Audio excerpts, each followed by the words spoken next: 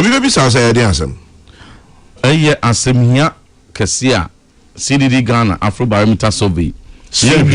Okay. Say Ghana no 93% of your population emofra mpeni sikafo womo so te semia ene woni a yakuafo so mu yakrachifo so mu ye afarefo so mu ye professors so mu ye engineers so mu ye christopher so mu ye muslimi so mu ye traditionalists oka oman nyina bom NDC 4 MPP 4 CPP 4 93% say politics and 93 say LGBT obani obani ntemu agudi be ma ntemu agudi eye ade a eye chiwade kese na amamre emfaso 93% only 7% ena nshada amfa wo mo anande wo mu fi say eye ade a wo mbeso soso na sa LGBT push go eye ade a sha se soro nyenne endi so man pani bia so baso a wo mu take decisions bi Obeka President Mills or not Nimpenso. Yes. Or Tesa International Conference be Babekoso. He took steps and stopped it in Ghana. Yeah. Through all the national security means. And our sons both Ghana and Abrochina Ujina ye etuna mutu say never say obesa come to LGBT pressure. And he said Bisa na manwa Farsika. President Kufuor yes President Kufuor so cancer. Na President Kufuor Nimpenso. And someone a course no na enyansam a sabia nkane esi drum pempenso yedru me asentim fojo 2017 August and the first time I'm on record as the first member of parliament a medicinal parliament a press conference on LGBT matters August 2017 at that time Speaker Okwe all support me ankasa as I make a pronouncement even on my press conference at plenary as I also boy and in those days, the whole hands here, Ubertini say ambassador be and LGBT phobia ko high then be I was some resource center be now many honorable Sam George, honorable Beja, yeah, press conference, and then national security, Omako closing down, no mafahania, those were the kind of things happening. And then no crown pono, and my own says, Sada will borrow on the advocacy, a crack kahuntina, sorry, and to see and some Rani Bianca Hua.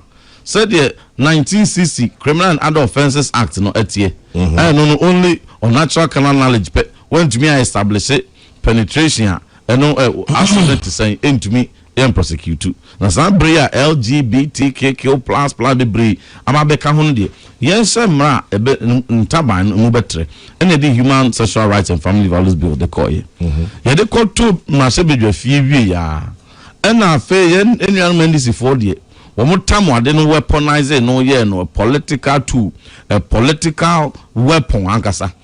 Exploited the nyina you see yes culture ho. And womo ko pilot to the assign of Chairman General. During the assign by election, Jati question by election no. Let me assign south na me wo. Womo message womo de buy be pilot to you say. Yen fan shum propaganda from President Mahama all the way to everybody. Say MPP for the social LGBT so omo number our parliament no near the bosso and this about ma untumi pass him rebia no more another number aka ho no more pass him rebi e the LGBT atum am oba ware oba bema ware bema and e call to ye nuanom asum ye kan kire mu sign wo mantie and omo koto abane ditiaye enti no e fa ye pepe so da bi we de ya so hwe na sa atomu dia ye mpagya mu fanko nationwide and almost scaling it up. Asin North and a pilot project in Basel. Na pilot project. Okay, me too. And you know, a bus on 2024. In fact, campaign no, they taking center stage among other things. We 24-hour message, 24-hour economy message free one. Nina LGBT. Now we more CD. To me, she a soft phone penny for our mudi mupa or memuha. I mean, any disrespect to be here for them, and I will never attack them. To me, say imam for. I mean to me, I will not attack them. I won't attack anybody. Say all these coalition. The two say MPP yen muma ye conservative party no. Yen yes so LGBT so. Enti no wom ne yempamu yen free ho. Na womo NDC na obi eni so mo ideology. Liberal party bia across the world like America woko Democrats and the equivalent of Liberal Party woko Canada womo Liberal Party woko US UK so but biawo Liberal Party biano womo na so but MPP na ye conservative center right party to say Republican Party any other parties are womo conservative even who America cry like President Trump by Republican one say more than tia LGBT as we school na so say LGBT na de be chira dia one cut off funding no almost say mum ene ya fa LGBT ntuma fra ene yeso so enti no omummo awom no monto aba emfa ntia ye no mra no ba ono President Mahama no obe science abel no sanso ya Assemblies of God ni o Christo ni na o makwan ma bill no en che obe sign or sign kra wia o makwan LGBT nsam emben school ba bia enom de gan gidie de to ma no in fact eno Reverend Charles Owusu madam for pa o say some meeting no President Mahama be da no hobby no he use the word nada because o say Emma or no ni nuanom ni mpenifu asofo bebre sorry bonsem de ma President Mahama e bompa ye botons akese digu ne so san ye adwuma de boa no ma ni nwini mo no akasa koto aba o kan ho ekosi san so e de to aba de ma President Mahama ni NDC nanso President Mahama aba betwa U10 e wo LGBT ho a wadi ne hwambo no wadi ne nuanom asofo ni mpenifu asofo no nyina so hwambo de e kan say President Mahama Ebra be president before be president. Now only when this for to me a day and foot to be a Gugana for any Emma until Nancy President Mahama ebe make a different pronouncement. They not even in that crap binum post said Dante. They no be any money say bill, yes, she said human sexual rights bill. And they pass it and they come out President Akufo-Addo. They call to President Akufo-Addo anymore. Or say on sign or so on bill no on sign on pen my head and a President Akufo-Addo one sign. And none of that will be a trim up him. And to President Mahama, mini Adam says President Mahama. Mona Mosia said, Bill near the command President Mahama, President Akufo-Addo also on sign where we call all free Jubilee House so one for people beyond Franco. And to the old between you beyond sign so my and Uncle Titia in line with your promise. But Bill no. Oh yeah, my Shebedjini. When him said bill, it died with the last parliament. No, I know that. Parliamentary and I know that, and I'm building antecedents. Dear now, omo aka eda obia trimuno. And I mean, so me say sana maka do obia trimo Ghana. O tremu bi obia so on unti. Say it died or didn't go to President Akufo. One else say a co-president or. And one sign, and the 20 and I will buy a sign to a sign. So, in fact, Honorable Mahama Jaga, Ejina, Sassemna Meka, and so Parliament. And so the can say, I won't young pussy therefore from a back because ya uma pass at the co-parliament, at the co-president, and the President Mahama must sign. Answer President Mahama, Eba Bontiabeca said there be bell no, and could do President Akufo-Addo and him, and Obia say, hey, and then President Mahama, and then one of Mbeka said, Bill no. Ekoto President Akufo-Addo ponso no or say on sign or editing baby no afei they will say anko nanim na bill no da so da parliament nti afei yen san famra okay yes I wan kasa wa be kasa anokru na ntim fodwo na mekokan ye nti no ye enu afiri ho no bia enne wate ase de ye ka kire won say ye pass bill ni wie amanfo a de court from the time where you sign bill no as sponsors to first reading, to second reading, to consideration, consultations, to third reading, we have plethora of legal challenges. In fact, ye pass ye crown pono, FEC every impono. Nipam yinu sa tam de court. Na ninga so a rule of law.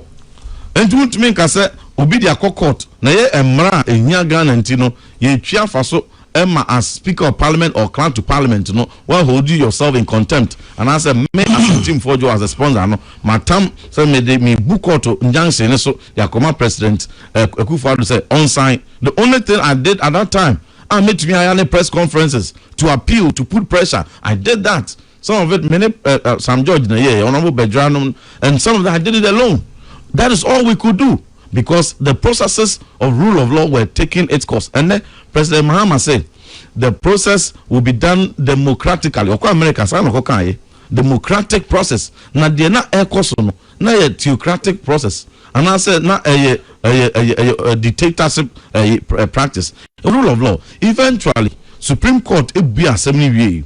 Emma judgment settle asem no say there be a crata fan be any bill ni ho a etia any constitutional provision and as etia any international human rights treaty emudam fine it's a Supreme Court here and President Akufo-Addo sign.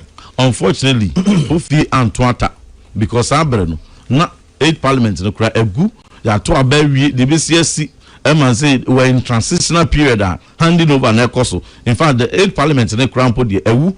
Even if President Akufo-Addo had been signed it at that time, there was no 8 parliament to ratify it into law. Obekai exton cubic issue. Exton cubic issue. No.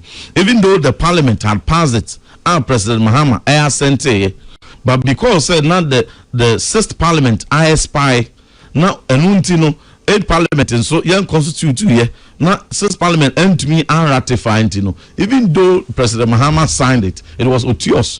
It was of no effect. And in the 7th parliament by the holders of exton cubic lines permits no yes woman koya jumano emra in the court ebogui. It was at that point no na the BCI then so nobody should put any blame on me. I always say the same voice I used and the same things I said, that's what I'm saying now, even when I was Deputy Minister for Education. Same voice, same things. Now more coalition of MPs. Wo Bejra, Sam George, Minkai Muamakano. The family De La Soa, Lenin Tonso, Retardole Soa. Unfortunately, number De La Soa answer my parliament. But Mododona, that's what my should be. But Argentina most start the process. No, you start here.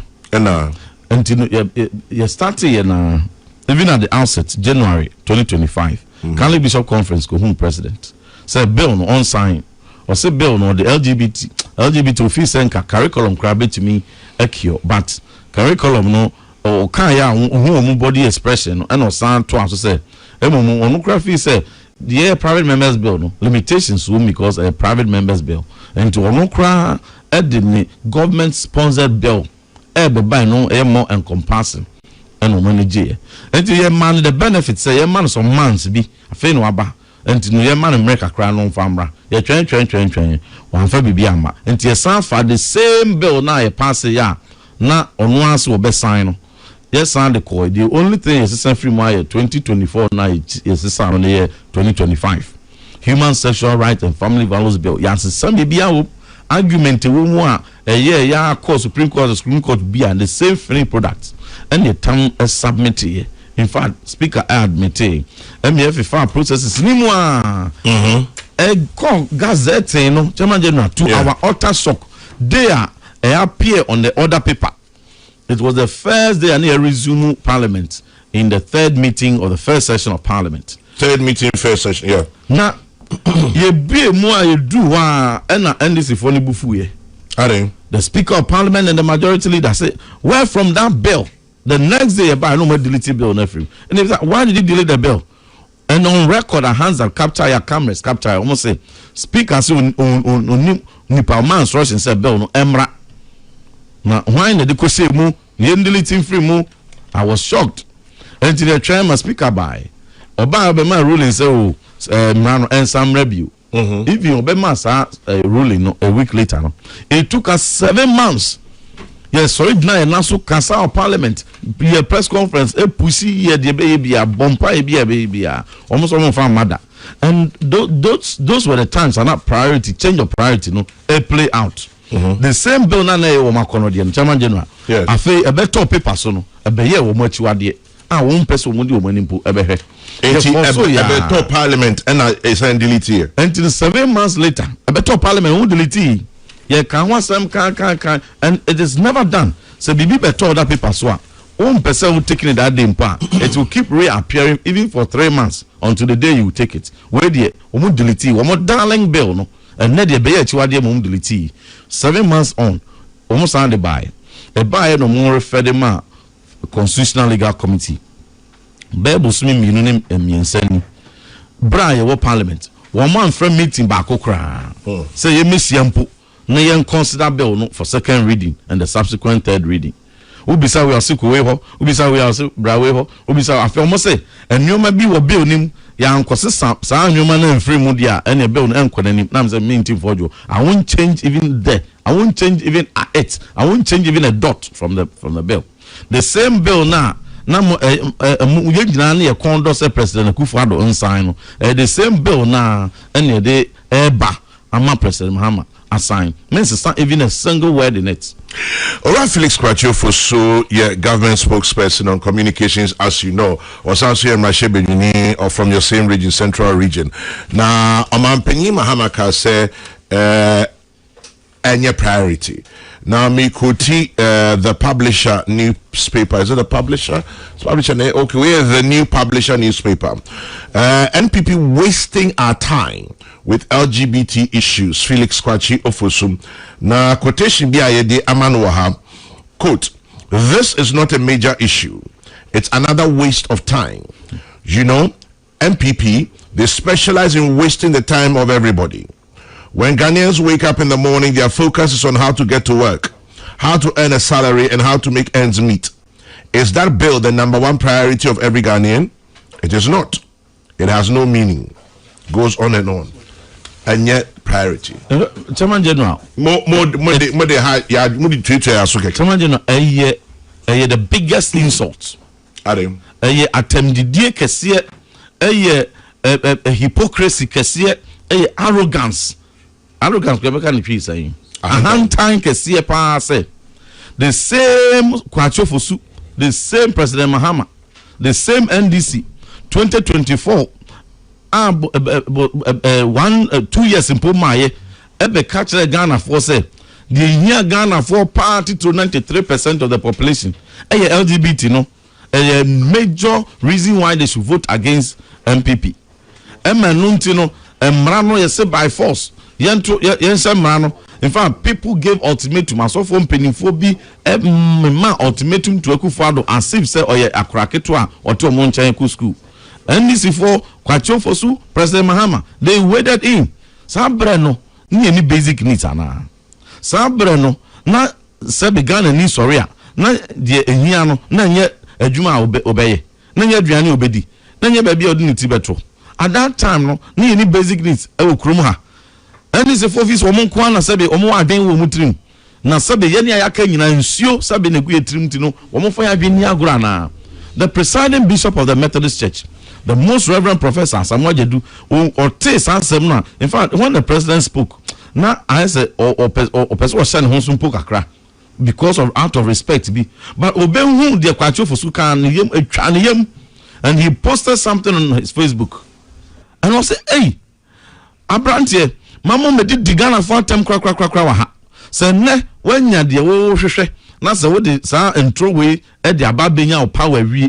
Na se we twa you turn wo ho asofting wo stance kanisa say ye wo no asesa wo priority wo ho kanisa Ghana for the you can't speak for them say you consider we say a priority.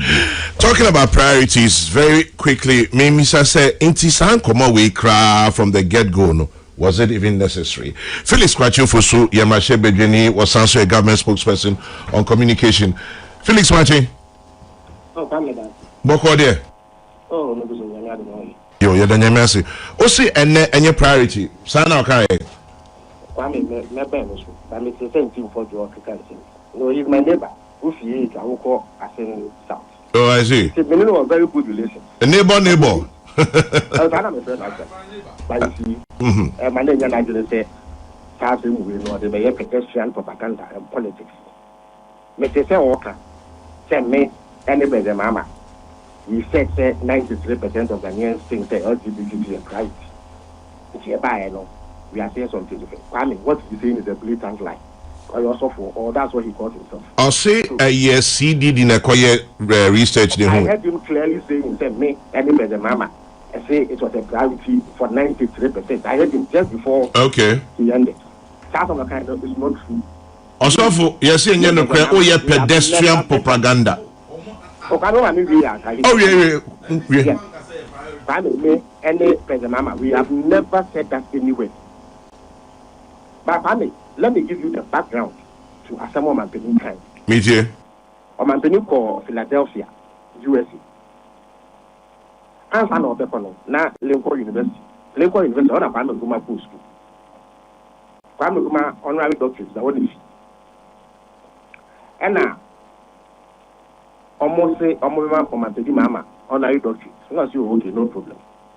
It's said that the party they've withdrawn it because of Ghana stance on LGBT. It's on a venue call a meeting with World Affairs Council on based in Philadelphia. And at the moderator, it is an so LGBT to go by the now what is his position? No, say Western countries near the artist, pressure Ghana say we should adopt a friendly stance towards LGBT. No, I'm saying you. So someone Western second.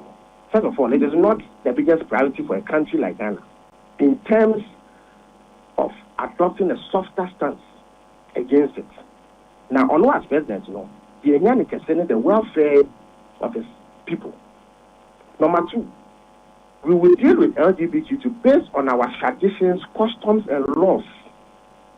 That is here, at the end of Mahama, which is an independent arm of government, and therefore, say, na no president, and so he will do it. Mahama on several locations has stated it for the records. Say, LGBT legislation, he will sign it. Until 4th and in the year before. Mamo, no imagine say they are politically smart. Let me tell you, point blank, say, until 4th on the MPP. They are just dabbling in pedestrian politics and propaganda. They don't believe a bit inside LGBT legislation. Really? Check. Almost 8 years. When did the MPP as a government ever formulate a law said that they were using it to ban LGBT? It was private NDC members. And almost started, on it for 1 or 2 other before the cow. And it was half-hearted. It was belated. It was grudging. And on the house or more yet. If in team for the Okasiano should be accepted and should not be dismissed, why did President Akufo-Addo not just append his signature? It was going to take 1 minute and ink. They didn't do it. It was to deliberately stall and buy time. So much for courts. You come and stand on the platform and pretend to say you care about LGBT. So you think it is time for politics. Between NDC and MP, between the president who vows, say at the end of the process, within the same day he will sign it. And you actually wrote a cease and desist letter to Parliament. Make hyper. Or cease and desist. The moment fast after you do this, I will be having nothing to so purporting to be the moral conscience of the nation. I mean, what in Chief is saying, it is devoid of any moral value. I'm quoting Shemes of Lawyer is a prime minister. Mm-hmm. Those were exactly it is devoid of any moral value. The Okanom, hypocrisy of the highest order. It's not coming from a pastor. If indeed he believed in LGBT agenda now, because first of all, he, in the MPP, they would, as a government, have put together legislation. Oh my, yeah. But you did everything under the sun to avoid signing it. So I'm not signing it, and we will not be having it because it will be law already. But because they didn't do it, he is a parliamentarian. Only said because the thing is lapsed, it has to go to Parliament. The whole Parliament squad, it has to go through the same process. You can't short circuit it. What can I say? Mama Yaga, Mama okay, I say, in Colonel we should just take the same law and give it to the Zaman to sign. Okay. Yeah. The same minority insistence that we should go through the process using the law. And then you have to come and stand on a platform and pretend that suddenly you care about the LGBT matters. Make us say, at the end of Parliament, at the committee level, it's in team for the person and Mama Yadi or Parliament. No, what legislation is Parliament, not that signing. Is that what is for the now, has it not been said, say, about other papers so in Preno and the free ho? There are 1,001 items are Parliament pending. It is not new and yet before fraud. It's not the first time in Ghana's history there's a pending matter in Parliament that you consider. But that is not dictated by the president. A parliamentary process. Is it for the Parliament? Mm-hmm. So if I give you a Parliament, not a ma other people. So, am I why do you blame the president of Ghana for it? When did the president become the person who tables items in parliament? How is that President Mahama's fault? The person whose fault we know it is MPP President Akufo-Addo. That is beyond debate. Let us see what condemn President Akufo-Addo for failing to sign that. Then you have the moral authority to come and attack at it. But Felix, nothing can use emotional politics to blackmail people. Akufo-Addo fault. Over 1 year in government, according to you, say will say committee level of young Hejuma. So you have to say about other papers soon pre no may. It's stage when as you say Edu. I'm telling you, say about other papers. It is not new in Parliament. Parliament, we deal with a lot of legislation. There are many items that come. Just me. I was at the parliamentary person by another press and on 3 occasions, because now Parliament from 2 p.m. to 11 p.m. About other papers. So I was not given the opportunity to answer those questions 3 times because other matters overtook the proceedings of the day. It's a yet before from. Okay. Until what one knows, or not a deputy education minister. In experience, were there not times that one Parliament to do business of Ministry of Education? It never happened because other matters overtook. It is part of parliamentary process. So at this point, your fan is said, so that criticism is misplaced and mischievous and partisan. It is pedestrian. And if anybody is displaying arrogance, it is him. If anybody is displaying hypocrisy, it is in him for what? When I ask the man, who your software, who say which people now? Now, so you are the people here and I know what to say. No, won't pay LGBT, and yet the young woman at the bar. Now we will pass the president, man will with some more time, and then you turn around and purport to preach to Ghana for. The NDC's position is clear. Since President Mills time, in fact, on your program, we had occasion to discuss it many times when I've been in your studio. And now, what I say, this government at the pressure of the 2 years, so say we should adopt LGBT. President Mills said it. Said Ghana, the ANC. President Mahama, when we trace as a can, say a bar, he will make it law by signing. Which the NDC failed to do. It is in Parliament. It is in the bosom of Parliament. In any event, yes, it is so LGBT to run a bar. It will regulate the conduct of people who want to engage in that. I bet you are so who in Timano, yes, it's also family council. It must also go through due process so that it stands the test of time. You see, the committee is considering it. Okay. If it hasn't come to the floor for debate, subsequent passage, how do you blame the president for it? How is that an issue? As someone between the family, the president, second. Felix, that's an opinion, at least one my perspective, but the bottom line is that at this point, any priority. No, again, that has to be put into context. Or Mantenet say the pressure from the West is not priority for him. In Kwame, let us be fair and be frank. One of the problems, and last, we know Kasa about what MPs go through. I told you, so one of the things we don't do in our country.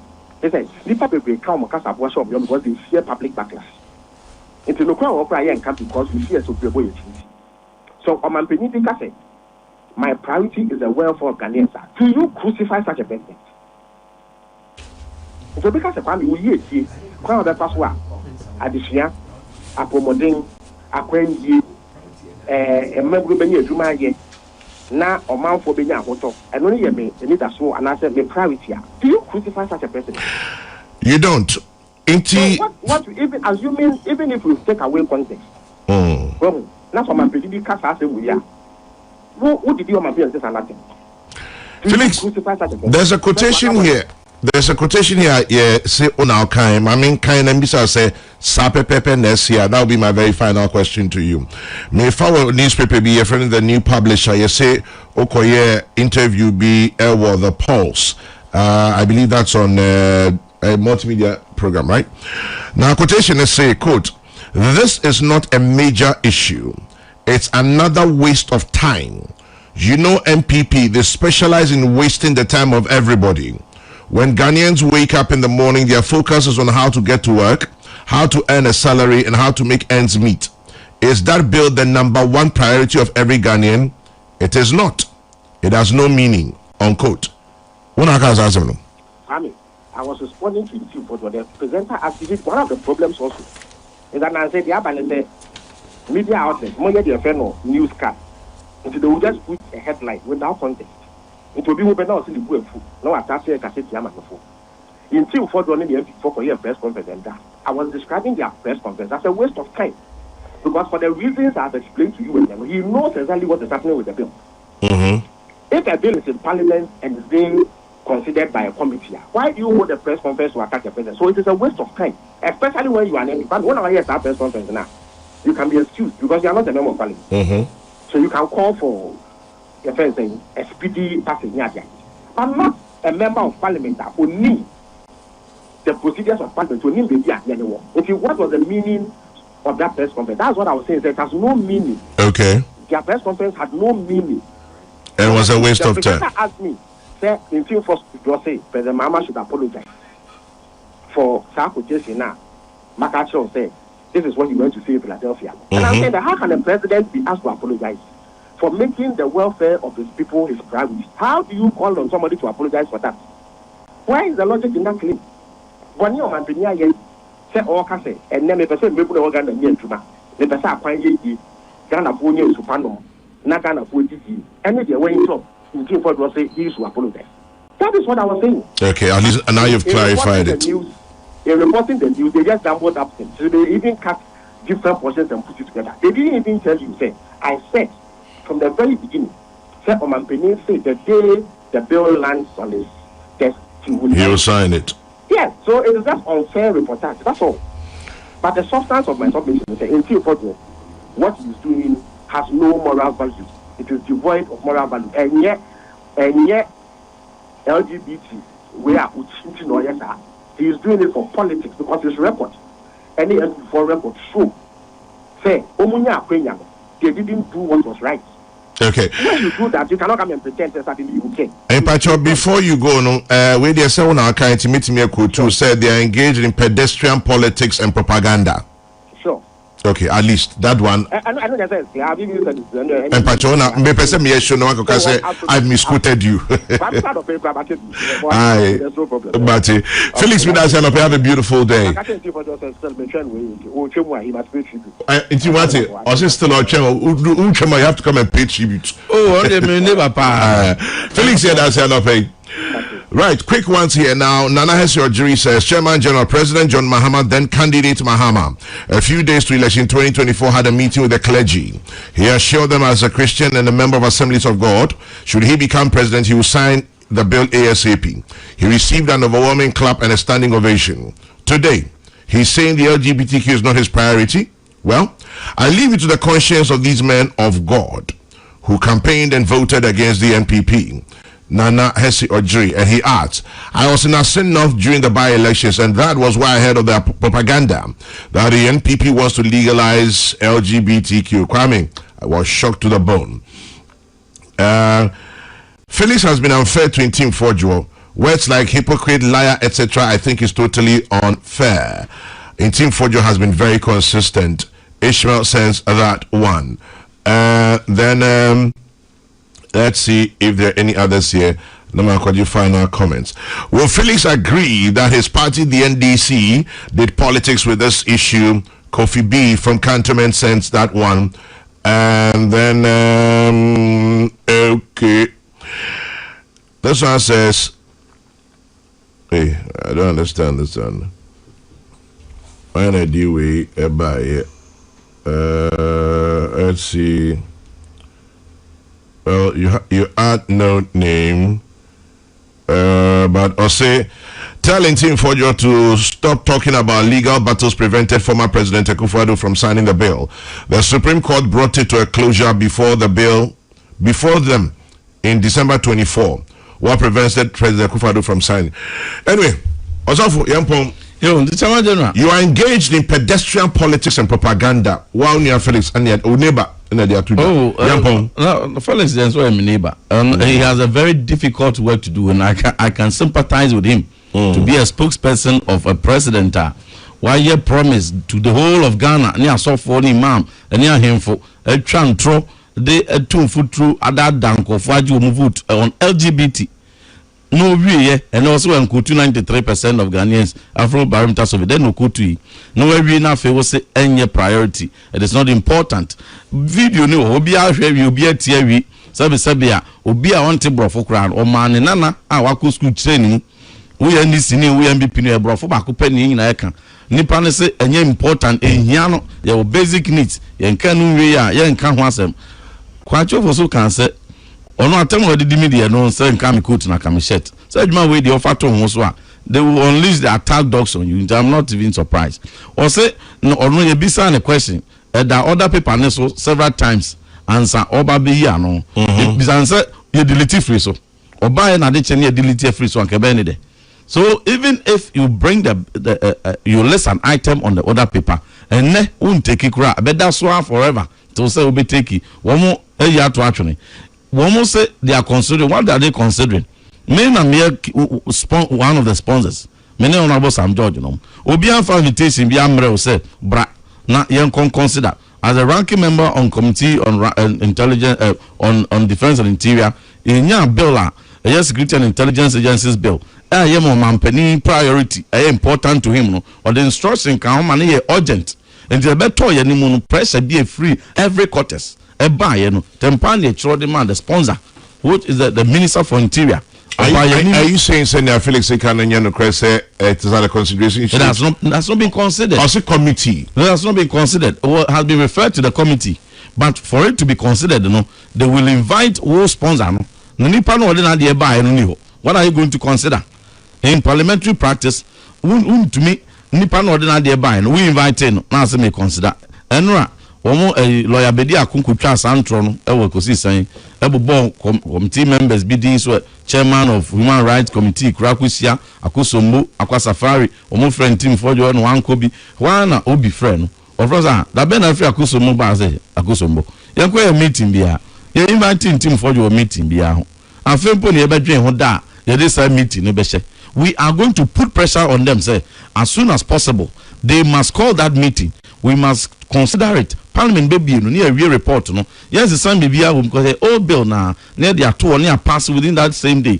Only gold board buy, and I'm saying a woman priority. You know, very important to them. Yet now said the same day 2 a.m. they pass them out. We have passed 33 bills from January 2025 till now under certificate of urgency. 33 bills. 33 bills. Right.